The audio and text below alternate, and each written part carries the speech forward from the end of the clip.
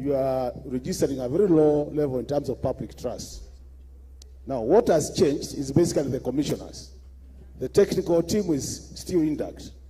How do you reconcile the commissioners and the technical team in terms of building public trust? Because I think unless there are changes in the technical team, that matter might not be addressed. The last one is just a comment on cost of elections in Kenya, Honorable Speaker. Makali Mori, you heard me very clearly. One question each member. So pass on the mic to somebody else. To who is number 2, Mwenje? Honorable Mwenje. Thank you, Honorable Speaker. My question One question per honorable member. My question to the IEBC, my name is Mark Mwenje for introduction. My question relates, you said that you'll have 27,000 registration centers when you start mass registration, but you did not speak about gazettement of new polling stations. Honorable Speaker, I've written a letter to the chairman himself of the commission, to the CEO, Majan, and also incorporated Karoli Omondi on this issue. Specifically speaking about my constituency, Honorable Speaker, I have 2 polling stations that are full, and we cannot register anymore because of the sheer numbers there. And the mapping has already been done. All it remains is for you to gazette those stations. But from what I'm gathering is that you want to wait to map all 290 constituencies, which we don't know when that will be. Some of us are ready. Why can't you just gazette for those who are ready for those new polling stations as we continue with this, with the continuous voter registration? Thank you. The Honorable Mary Emase. Thank you. Speaker, I had 3 questions. Can I ask 2? You have no luxury of 3 questions. Okay. Fine. Honorable Speaker, my question is on the 2/3 gender principle. When I look at Article 27(8), read together with 81B, to me it mandates the IEBC to enforce compliance with respect to the 2/3 principle. Even in the absence of further legislative measures, IEBC has the capacity by law to enforce the 2/3 gender principle. I want to know, in your preparations for the elections, what action, what intervention, how are you planning to realize? Because if you decide not to clear any political party nomination until they comply with the 2/3 gender principle, it will happen. And we will not need to do any nominations to the National Assembly. And finally, is the registration of voters ongoing? One question per member. Registration of voters, please, because my constituents are telling me there's no registration going on. Thank you, Mary Emase. The Honorable Professor Undo.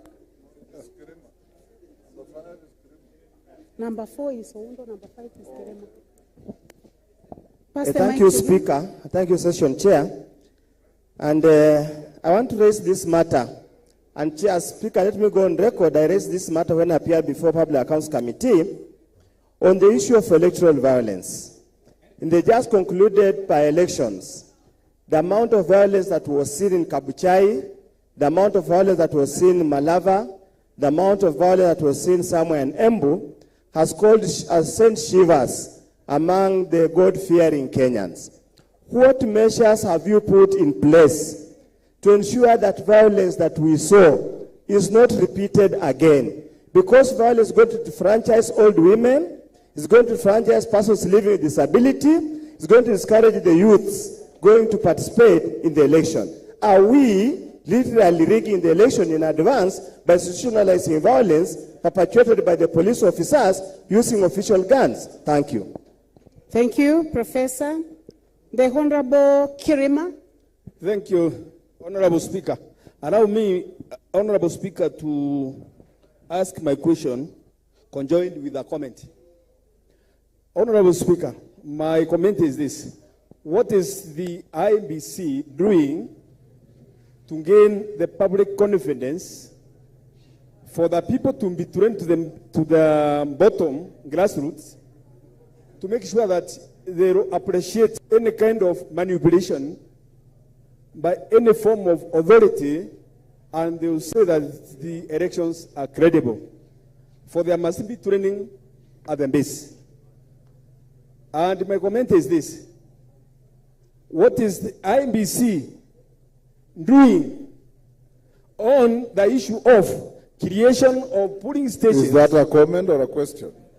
My comment is this: IEBC has created polling centers and stations in different counties which neighbors the counties where they have disputes in the boundaries, especially the Rakanivi and Meru, especially my constituents where they have created 8 polling stations. What are they doing about it? And why are they doing like that? Are they promoting warlike activities? Thank you. In the disputed boundaries? Thank you, Kirima. The Honorable Leo Amudende.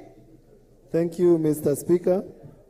My question is somehow linked to Professor Oudo's, because I noticed IEBC in the preparation for by-election, they do it the same way as general elections. And you realize that for by-election, you have a lot of interest. You have members focusing on, say, one constituency. So are you now learning from the by-elections that just took place, preparing to have a bigger team to man the by-elections, especially now that I have 2 by-elections in my constituency, and we witnessed a lot of interference, a lot of violence, and a lot of times police were overwhelmed. So that in general elections you can have 2 policemen, but for by-elections you should consider having more. So my question is, for the upcoming by-elections, especially in Bere North constituency, are you preparing to have a bigger force to man those by-elections? Thank you. Thank you very much. The Honorable Ruto, member for Keses. Thank you, Honorable Speaker. Let me be very brief. Listening to the presentation by the Chair IEBC, Mr. Speaker, all of us will agree that we have hardly 15 effective months to prepare for general election. Looking at the presentation, my expectation, and I'm sure the expectation of all Kenyans, is that IEBC should have demonstrated categorically the plan, the schedule, and the program of activities to that time that will inform the resources they are asking. Instead, 80% of their presentation has dwell on the ask and not the hope that Kenyans want to know, how are you prepared? They are 6 months in office, and true to say, we've never seen our IEBC are prepared. What will follow after the other one until those 15 months are coming? Because we are keen on the register of IEBC. Remember, we are aware we've lost many people who have gone to rest. When is this register being updated? So that we have confidence that those people who are going to vote are the legit voters. Because that time is very short. Thank you so much. Thank you. The Honorable Odipo.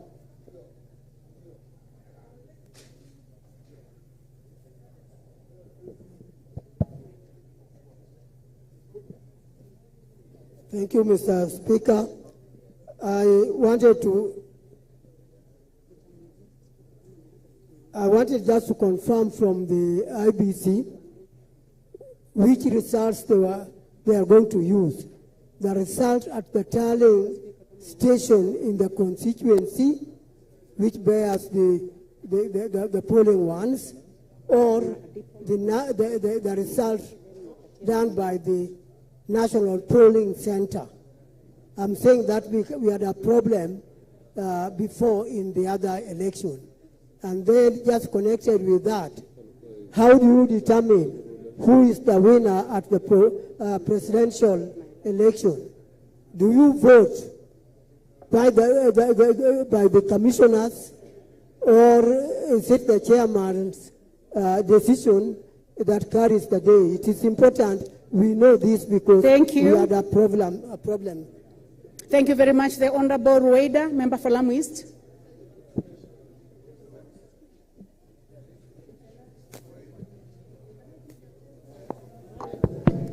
Thank you. I want to confirm from IEBC.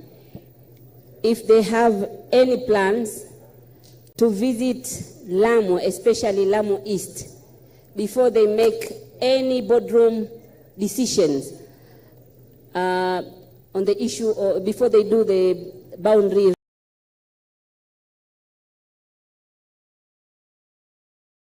review.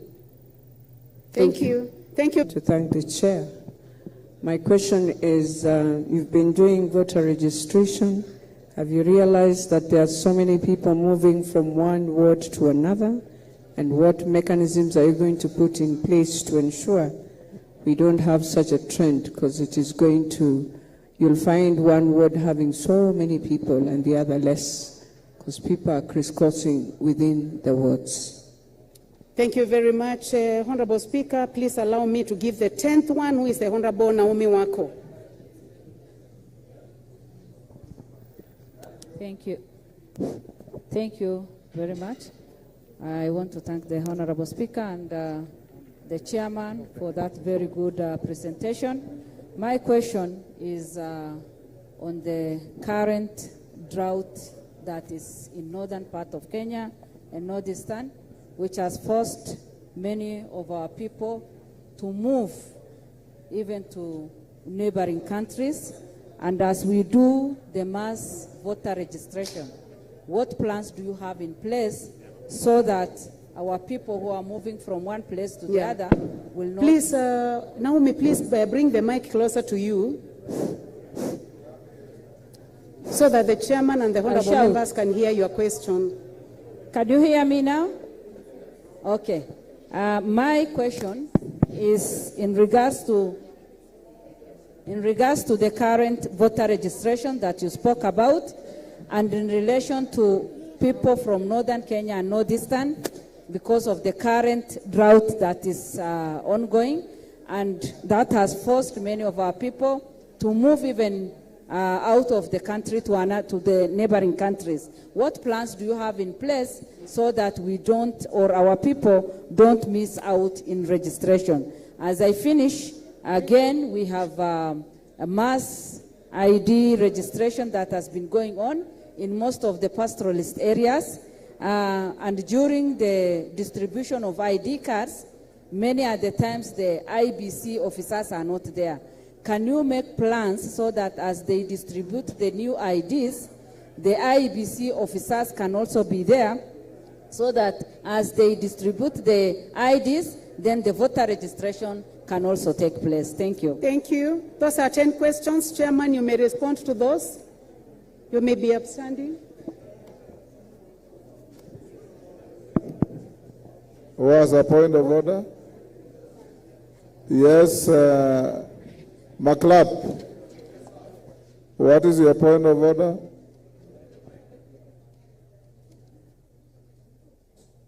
Speaker, my point of order is this. Before the next round of 10 questions, kindly take the questions yourself, because you've realized the first 10 questions concentrated from here up to here alone, and the whole of these members all the way to the end, nobody has been given an opportunity, because Nyamai does not know the members, neither does he see very far, so take the questions to the Speaker. Order, McLeod. You should be fair to your colleague. How do you know she doesn't see far? Go ahead.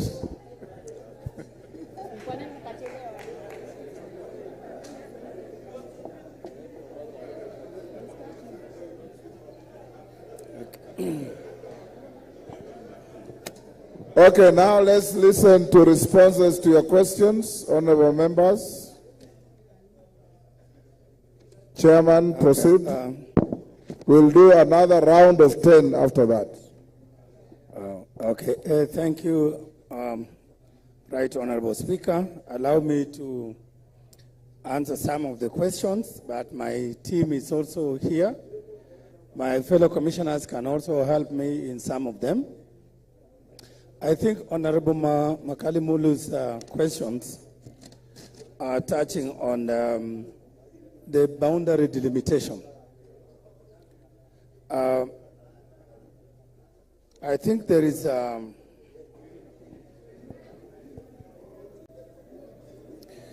So boundary delimitation, it is a very, as I mentioned before, it's a complex process. It involves not only IBC.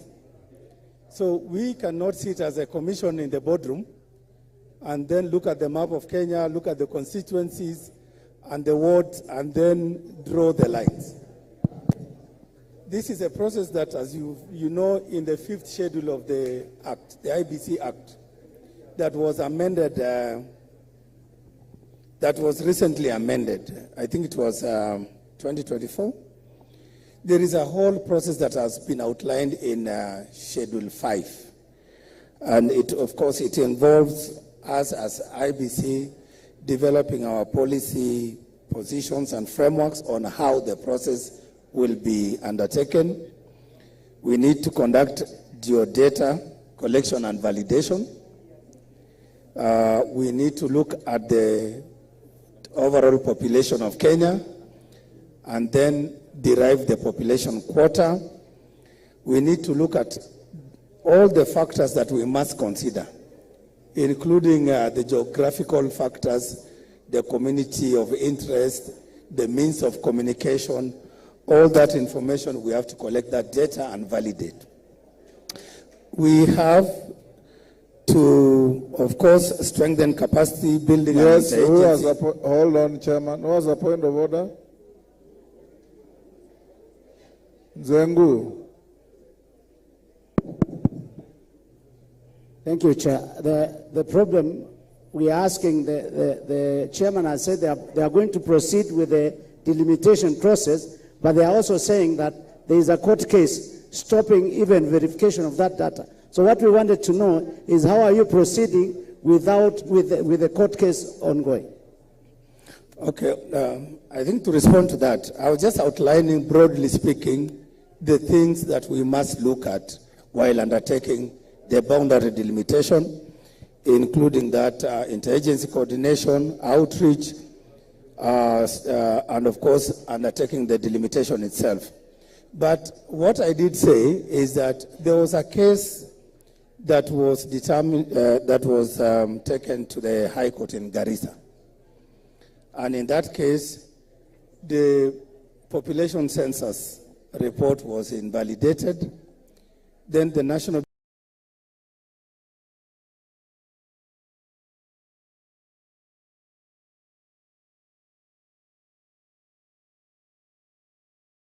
Bureau of Statistics went to the Court of Appeal. Is that nobody should use that data until the case is heard and determined to its full conclusion.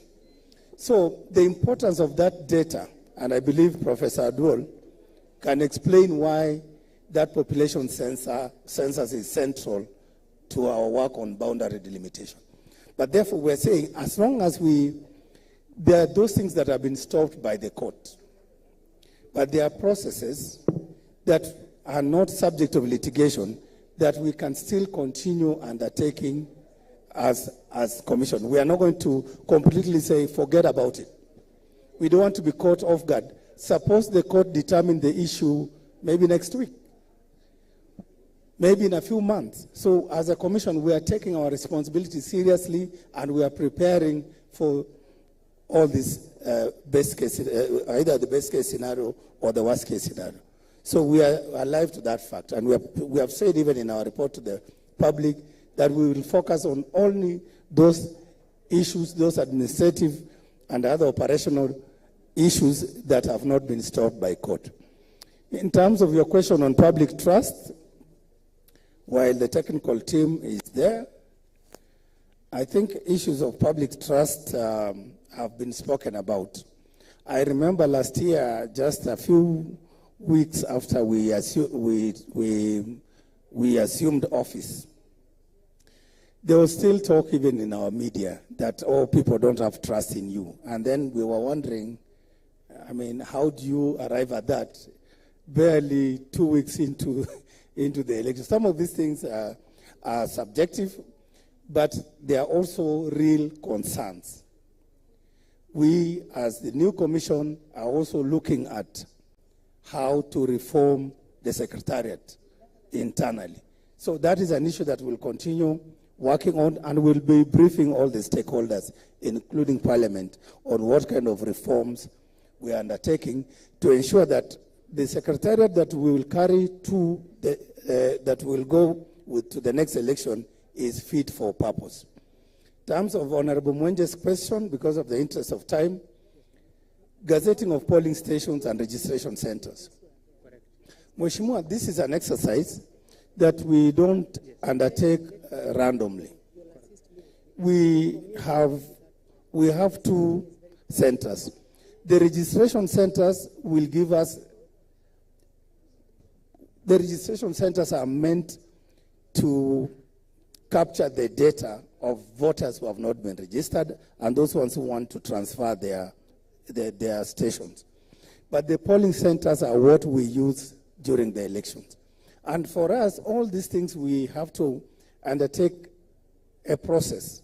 We need to send our officers to get information from the constituencies, for example, yours, the wards. So you submit all the information, and there is a committee where there's dense populations. That means more polling stations.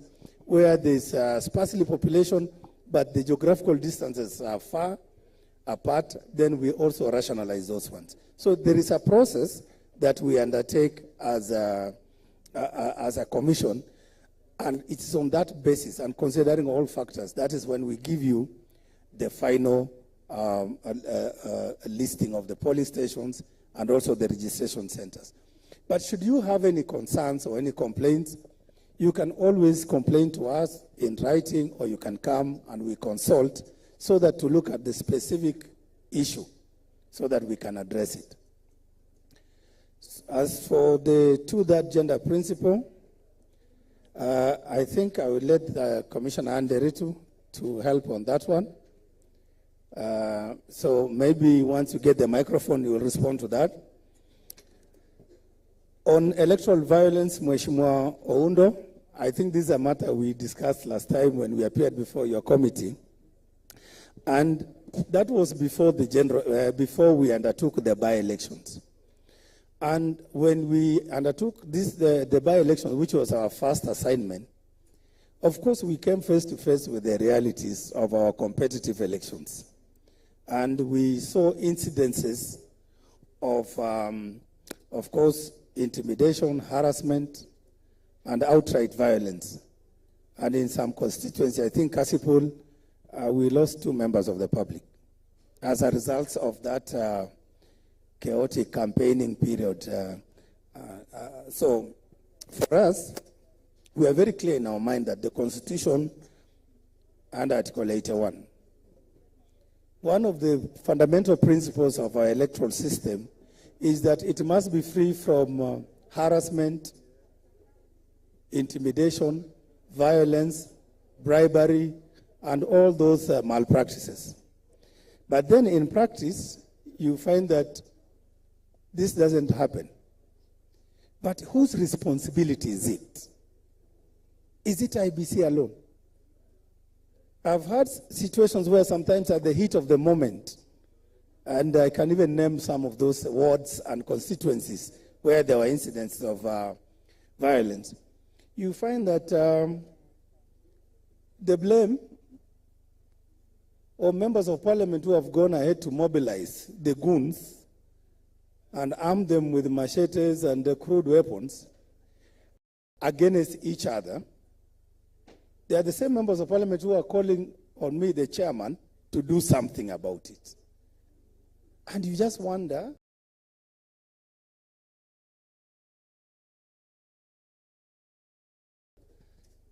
how did this problem come about in the first place? How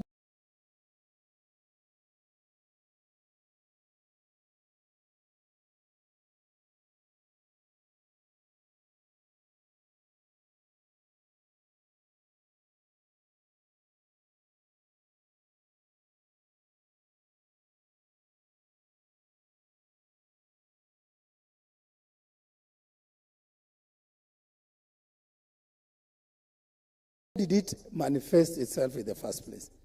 Who's responsible for this?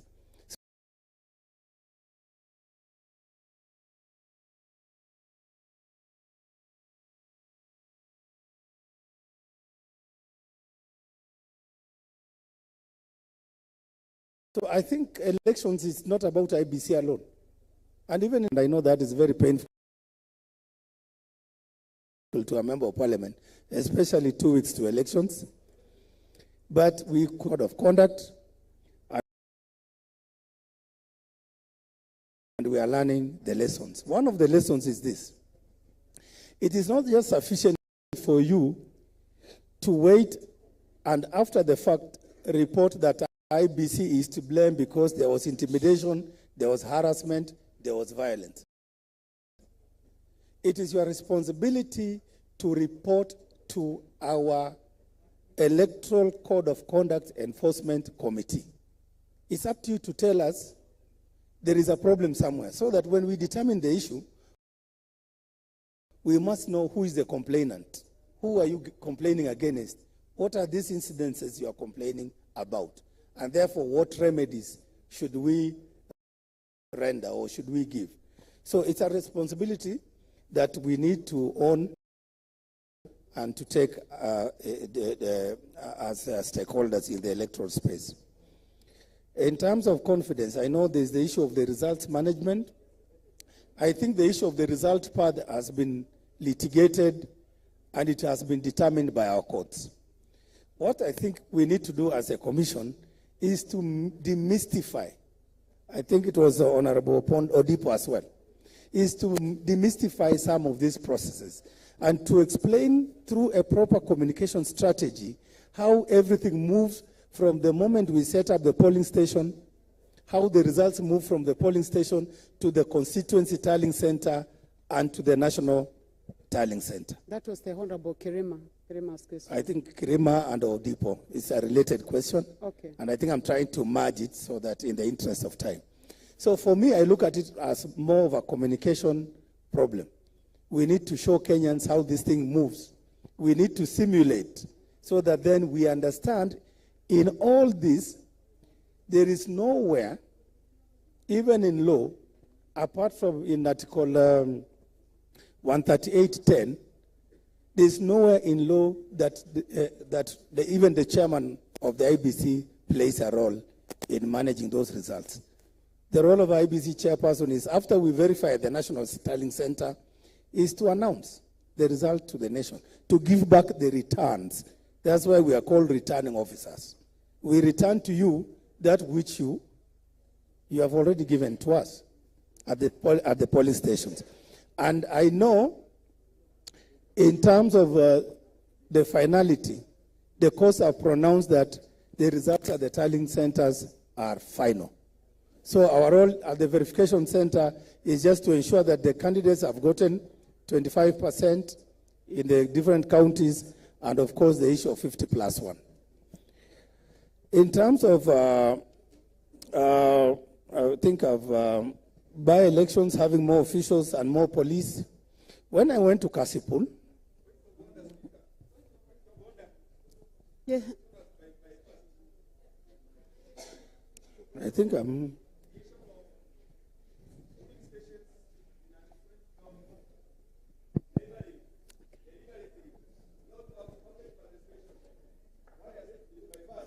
Yeah, that's a very important question, Commissioner. It affects so many counties, Speaker, including I'm Kitui saying and that Tana my River. question was about the creation of polling stations in a different county altogether, which has not been there since 1963 due to the disputes, but has been created without public participation, without involving other people, due to undue influence. What are you doing about it? 8 of them. Commissioner Nderi. The chairman said that question will be responded to by Commissioner Ann. So we'll give you a minute to do that. Yeah. Yes? Delemengit? Thank you, Honorable Speaker and Chair. It's a point of order. Yes, a point of order. I'm also feeling that... What is out of order, member for... I have a feeling that the Chair is evading answering the question. Is the function of the IEBC to make sure that there is credible, transparent elections. Again, I would like for the Chair not to use the word I think. I want you to be firm and give direction as IEBC. Thank you, Honorable Chair. Okay. Okay, I think. Go on, Chairman. You've heard the sentiments. Karima, hold your horses. Anne will answer your question. Can I But proceed? Anne, you hold, your chairman will motion you when to answer. Okay. I think, Commissioner Nderitu, you can address the questions around the polling stations and the two-third gender rule implementation and what the challenges we had, the previous commission had on that issue. Okay, go ahead, Anne Nderitu. Okay, thank you. I hope I can be heard.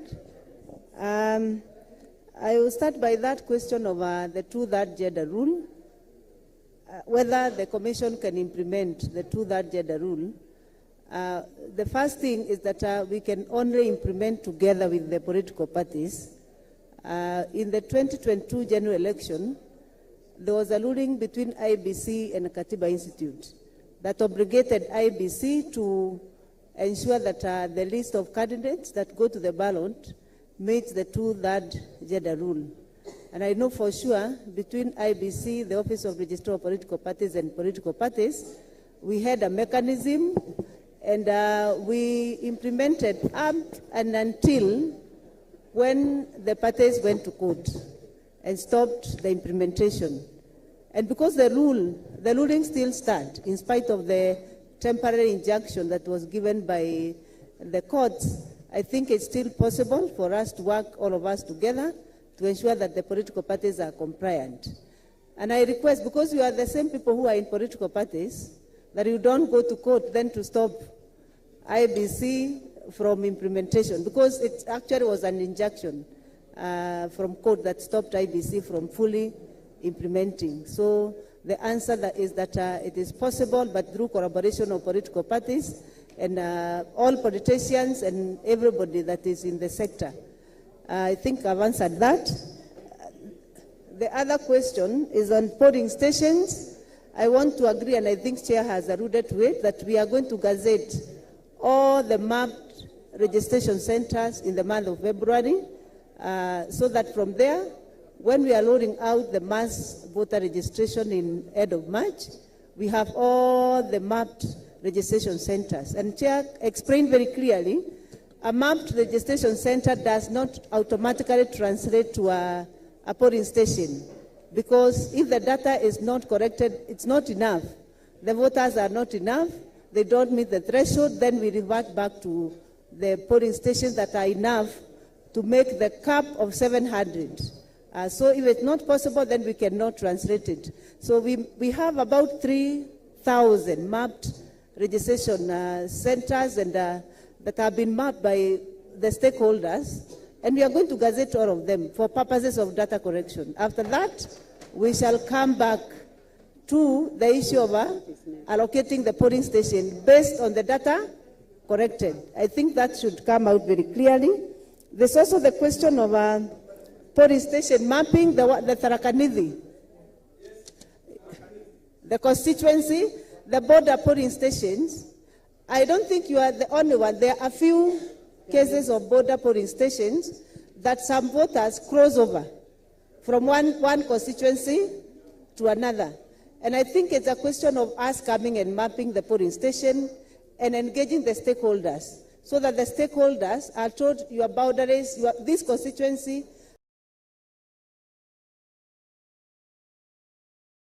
boundaries reaches here, and your polling station, this polling station is in this constituency. Yeah, we are going to do... To exclusively manage your voters. You must also help your voters to tell them where they'll vote if they have to vote for you. The last question that we needed to respond to is the question of election timeline. The timeline, we are going to also launch our operational plan that we shall invite you, and we have all the timelines of the elections. So we are doing the election operational plan that will include all the timelines. That's why we never been able to put in our presentation this afternoon. Thank you. Chairman Endelea. Okay, thank you, Commissioner Ann, for responding to those questions. And I think on the issue of result management, I think there was Mheshimiwa was concerned about that. I think the issue of the result path has been clarified, and we have been given guidance by the Supreme Court. So, and again, I was saying, because even right now, there's a case that some group took to court, again on the same issue of the results path. And for me, from the way I look at it, we need to communicate better so that Kenyans will understand these issues were settled, and this is how the results move from one level to another. So that to avoid this unnecessary litigation and, of course, misunderstanding. I think the issue of, there was a question by Honorable Ruwaida, Lamu East. I don't know whether she's still there. She's still here. Yes. I think I think it has been explained, we do not make decisions on boundaries for constituencies and wards in the boardroom. This is a stakeholder-driven process, and which is why we were even arguing that we need time. By the time we come to Lamu East, go to Lokchogyo, at the same time Kilgoris, Central, all these to listen to every Kenyan, then we need time for that. And so it's a consultative process that at the right time, we will come to Lamu East. We will not do it at the boardroom. I hope I've answered you and I've assured you. Then, okay, there's a hand up there. So thank you very much. Honorable Speaker, can we take another round of 10? Yes. Now, focus a little more on the focus on those who are behind. Mr. Speaker, number one will obviously be Honorable Makilap. If you could just allow, there's one question that we have not answered. Question by Naomi Wako. The question by Naomi Wako has not been responded to. Of course, I think the issue of the drought in northern Kenya and mass voter registration. We actually discussed the issue of the impact of the drought in the registration process. And part of the reason why we moved registration of voters from November, December, the mass voter, to March, was because we considered that during those months, there may be some rain, there might be some relief. But drought, of course, it's a national issue that the government and, of course, you members of parliament and leaders from that region should also consider addressing, even as you work with us, to ensure that we sequence the events in order to have even those pastoralists and special interest groups captured in our data. And, of course, the issue of distribution of IDs, we are working with the National Registration Bureau.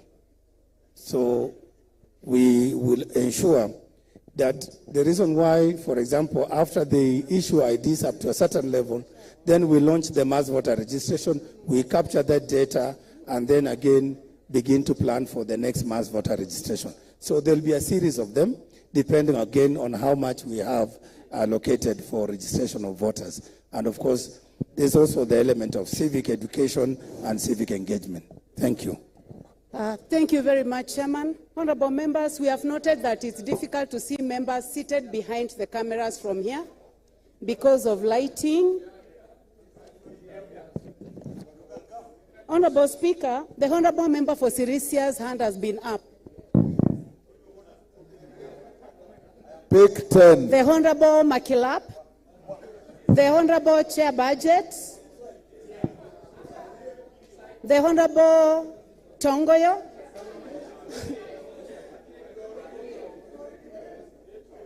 the member for Seme. Is anybody writing for me? Member for Taveta. No, I'm just trying to balance the 3 rows. Order members, everybody will have an opportunity. Give her a chance to exercise her discretion. The Honorable Mwalio at the end. I said your name, Mheshimiwa. I said Gogoyo. I'll just take one on this side and one on this side. There is a member there.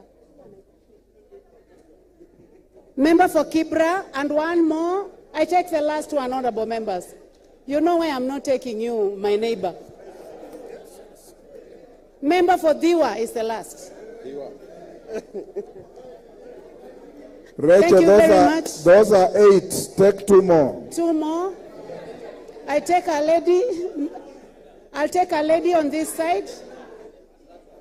I'll take a lady, that is the Honorable Nyenze, and I take the lady for Taita Taveta. Taveta, you had already taken. Okay. Thank you, Mr. Eh? Okay. I start. Order members, those who have not been picked, you'll take round 3. Thank you, Mr. Speaker. Chairman, take the questions. Order members, let's have less conversations. Order. Thank you, Mr. Speaker, sir. My first question. There's no first question, only one question. Yes, Mr. Speaker, Yes. that one. Mr. Speaker, my question to the chairman is, how is he going to handle different the transmission of presidential elections so that this country will not suffer from further trust deficit on the commissioners, and also tell these members on Analytica, the contract to Analytica. Thank you. Thank you very much. Chair Budget. Thank you, Honorable Speaker. Chair, my question relates to the election budget. Uganda has just spent about 30 billion in Kenya shillings to conduct their elections. Tanzania spent about 50 billion in their recent elections. In Kenya, every election cycle we always have pending bills. And these pending bills are so huge, mostly attributed to lawyers, legal fees. We have a pending bill of about 4 billion. If I looked at your budgetary projections. So the question I'm asking you, why must we always have these huge pending bills attributed to lawyers? And now that you are new, you just took over.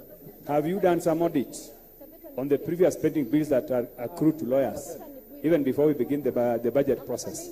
Thank you. Thank you. Tongoyo.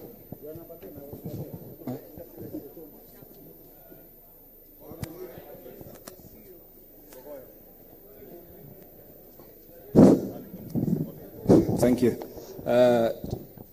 Chair, my question is... Ngogo, is it you or me? It's me. It's Ngogoyo. Honorable Speaker, we have both Gogoyo and Tongoyo. Gogoyo. Okay. Gogoyo. Thank you. Chair IEBC and the Commission, I have one question. Before your assumption to office, and even after assumption to office, there are individuals, members of certain political parties, who have confessed on mainstream media, on social media, that they will participate in rigging of election if their candidates do not have enough votes. What actions or what have you done, and especially to those ones who have done it, who are state officers, well-known members, who are members of certain and specific political parties? The Honorable Tongoyo. Thank you, Madam Speaker. I've got 2 questions. Speaker, they are so brief. They're short. One is actually on, it is on the public domain, Mr. Speaker, that the Prime Cabinet had talked about a possibility of the 2027 election being nullified if we go under the current arrangement. What is the position of the chair? What is the comment on that? There was no legal basis for that. Thank you. You don't even need to go to him. There is nothing in law that warrants us to even discuss that. Okay, now the question is, Honorable Chair, Speaker, Honorable the Chair, the issue of relaying the results of the presidential results, of course, the court had ruled that the finality of election is the polling center. And should be so, of course, in all 6 elections. For the presidential election currently, the results are relayed from the polling center to the returning officer at national. Why don't you leverage on the same technology, same practice, so that we reduce the human interaction to have at least the results, at least for governors or maybe senators, relayed from the polling center to the returning officer at county levels to reduce in issues of time and human manipulation. Like it happened in Narok, actually the certificate was issued in the street somewhere in Nairobi. I don't know whether that one has been picked, Chair. Yes, it has. Yes.